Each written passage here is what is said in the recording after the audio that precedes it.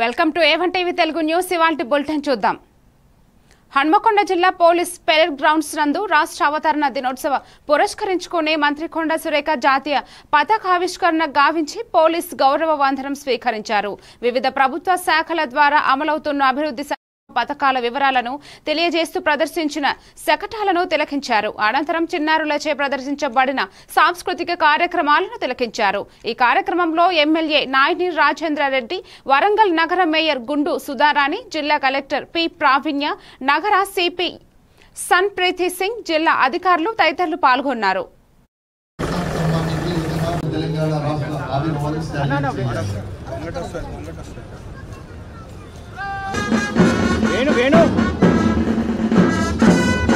రాష్ట్రం ఆవిర్భవించి నేటికి 11 ఏళ్లు పూర్తి చేసుకోవడం జరిగింది.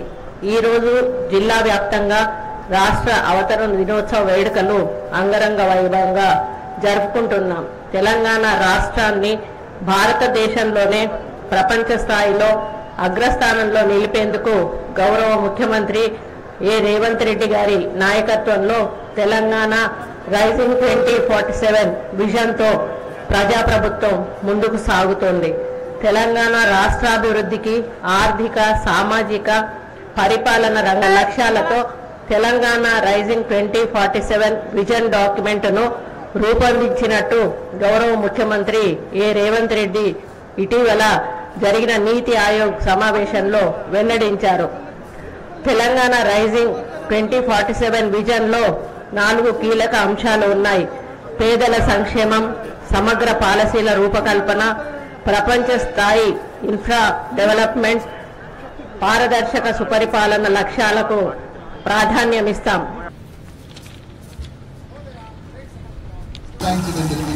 అలాంటి గృహాలు ఒకసారి మనం చప్పట్లతో అభినందించాలి.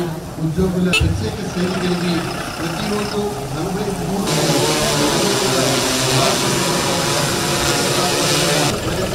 ముఖ్యమైనటువంటి దేశ ప్రజలు ప్రధానమంత్రి కిసాన్ సమ్మాన్ నిధి యోజన, రైతు రుణమాఫీ, రైతు 269 పాడి గేదెలు, 196 పెరటి కోళ్లపై చూపిస్తే కొడుకు కంటే ఎక్కువగా నిన్ను చూసుకుంటుంది. ఇవాళ రేపు పాప బాబు ఏం లేదు, మంచిగా చదివించండి, సరేనా? గవర్నమెంట్ డెలివరీకే రావాలి నువ్వు, సరేనా?